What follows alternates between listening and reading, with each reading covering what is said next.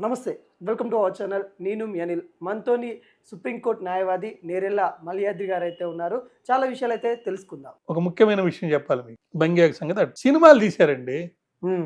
దేనికి? ఊ అంటావా ఊ అంటావా పుష్ప సంబంధించి ఆ సినిమాలు తీసి ఆ సినిమాలు దేని మీద ఎవరిని పెట్టి ఎవరు హీరో అయ్యారు? పవన్ కళ్యాణ్ కూడా దాని మీద కామెంట్ చేశారు.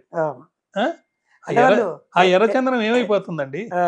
ఎలా చేయాలని చూపించినట్టు ఉన్నట్టు కాదు, ఎర్రచందనం ఏమైపోతుంది, దాని మీద ఎందుకు చర్యలు తీసుకోవటం లేదు? అప్పుడు మీరు అన్నారు కదా, మాట్లాడారు కదా, గురువు పేర్లు చెప్పలే నేను, అందుకని నాకు అవసరం లేదు వాళ్ళ పేరు తలుచుకో. భగవంతుడి పేరు అయితే మనం తలుచుకోవచ్చు, కానీ వాళ్ళందరి పేర్లు ఎందుకండి? సమ్ రెడ్డి ఆయన అరెస్ట్ చేశారు, అప్పుడు ఓ రాజకీయ నేపథ్యం అన్నారు. ఇప్పుడు ఎందుకు చేయలేకపోతున్నారు? అటువంటి సినిమాలు వచ్చి ఇప్పుడు పర్టికులర్లీ నేర ప్రవృత్తి అనేది విద్యార్థుల్లో యువకుల్లో ఎక్కువైపోయింది.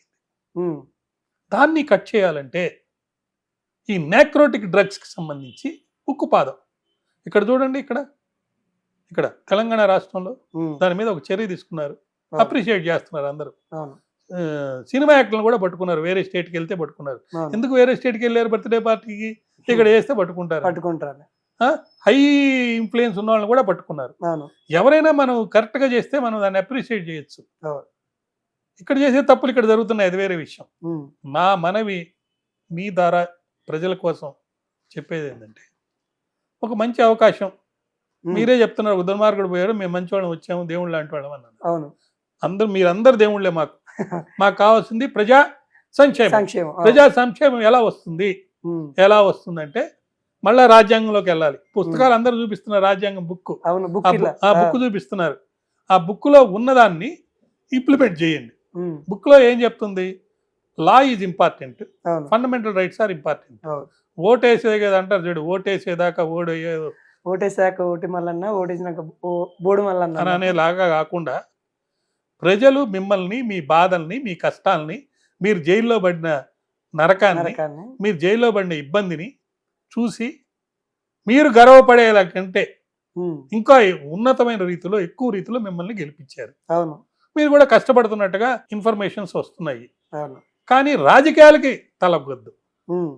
రాజకీయాలని పక్కన పెట్టి రైతుల బాధలు, యువకుల బాధలు, స్త్రీల బాధలు, సామాన్య మానవుడి బాధలు, అటు అధికారికంగా అనధికారికంగా రెండు రకాలుగా ఉంటాయండి బాధలు.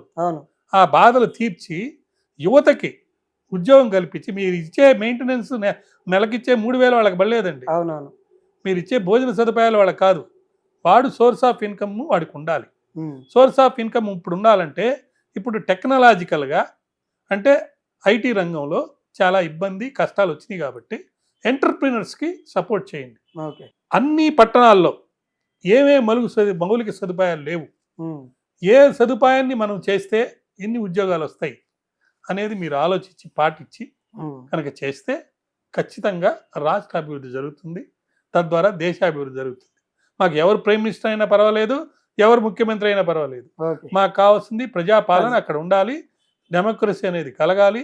పిల్లర్స్ 4, ఆ 4 పిల్లర్లో ఇప్పుడు వార్తాపత్రికలు మరియు మీ ఛానల్స్, డిజిటల్ అదర్ మీడియాస్లో వాక్ స్వాతంత్రం కింద దుర్వినియోగం ఎక్కువ చేస్తున్నారని చెప్పి గుర్తించి సుప్రీంకోర్టు ఏమైందంటే ఒక తీర్పు ఇచ్చింది.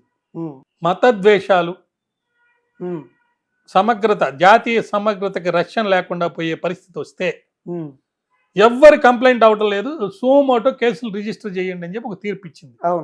అలా గనక ఎవరైనా రిజిస్టర్ చేయకపోతే ఆ రిజిస్టర్ చేయని అధికారిని మీద కంటెంప్ట్ తీసుకుంటారని చెప్పి, మీ అంటే ఒక పోలీస్ అధికారి నాలెడ్జ్లో ఒక వ్యక్తి మాట్లాడిన మాటలు మత విద్వేషకుడుగా కనపడ్డది, జాతీయ సమగ్రతను దెబ్బతీసే విధంగా కనపడేది, కులాల మధ్య రొచ్చొచ్చేటట్టు కనపడదు. అటువంటి పరిస్థితుల్లో బాబు మీరు సుమోటో కేసు తీసుకోండి అని చెప్పి సుప్రీంకోర్టు పవర్స్ చేసింది, కంప్లైంట్ అవసరం లేదని. ఎన్ని కేసులు రిజిస్టర్ అయినాయి మీకు తెలుసా? 100 కేసులు ఎవరి మీద రిజిస్టర్ అయినాయి అంటే ఇప్పుడున్న ఎమ్మెల్యేలు, ఎంపీల మీద రిజిస్టర్ అయినాయి. 400 కేసులు కంటెస్ట్ చేసిన వాళ్ళ మీద రిజిస్టర్ అయినాయి. కంటెస్ట్ చేసిన వాళ్ళు అంటే ఎన్నికల్లో ఓడిపోయి ఉండొచ్చు, 600 కేసులే వాళ్ళ మీద రిజిస్టర్. అంటే చట్టసభల్లోకి వెళ్ళటానికి అవకాశాలు కల్పించిన ఈ పార్టీలు దేశ సమగ్రతకి ఇబ్బంది పడే విధమైనటువంటి వ్యాఖ్యలు చేసే వ్యక్తులకు కూడా సీట్లు ఇచ్చారని మనకు తేటతెల్లం అవుతుంది. అవును. మరి అది న్యాయమా, ధర్మమా? శాంతి ఎలా వస్తుందండి? ఉమ్, ఎక్కడో థర్డ్ వరల్డ్ వార్ రాబోతుందని చెప్పి మనం అందరం బయటపడుతున్నాం. ఉమ్, ఈ ఇండియాలో ఉన్న వార్, ఆ, ఈ వార్ ఏంటి? డబ్బు కోసం, పదవి కోసం పోరాటం. ఇదే వార్.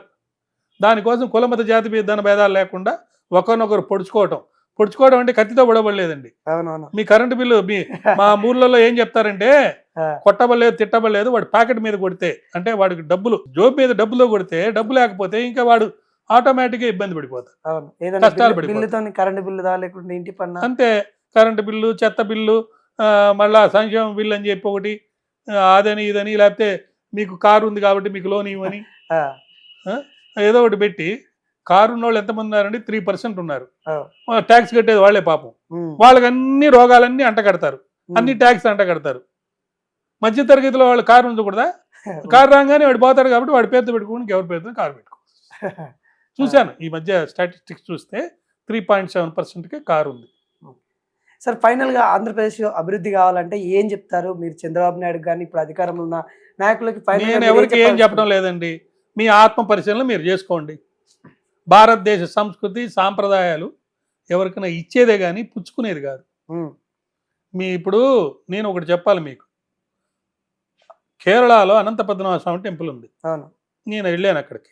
అక్కడ డీజీపీ వేణుగోపాల్ గారు నాకు మంచి మిత్రులు. ఉమ్, అంతా దేవళం వెళ్ళాను, చూశాను. ఆ మాగదులు అంటారు కదా, ఉమ్, దండం పెట్టేది. అవన్నీ అయిపోయిన తర్వాత, అయ్యా నేను ఆ రాణి గారిని కానీ రాజు గారిని కలవాలి, నాకు ఒక అవకాశం ఏర్పాటు చేశారంటే చేశారు. ఉమ్, రాజుగారికి అప్పుడు ఆరోగ్యం బాగాలేదు. ఓకే.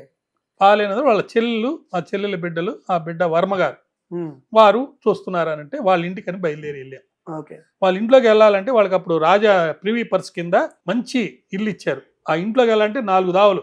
ఉమ్, ఏ దావలో నుంచి కారులో పోయినా కానీ 10 నిమిషాలు పడుతుంది అక్కడికి వెళ్ళటానికి. ఉమ్, అంత పెద్ద ఇల్లు హార్ట్ ఆఫ్ ద సిటీలో ఇచ్చారు. వెళ్ళాము. ఉమ్, చాలా సింపుల్గా మమ్మల్ని సత్కరించింది. నా ఒంటి మీద చొక్కా కూడా లేదు కానీ ఈ ఉంగరాలు ఉన్నాయి.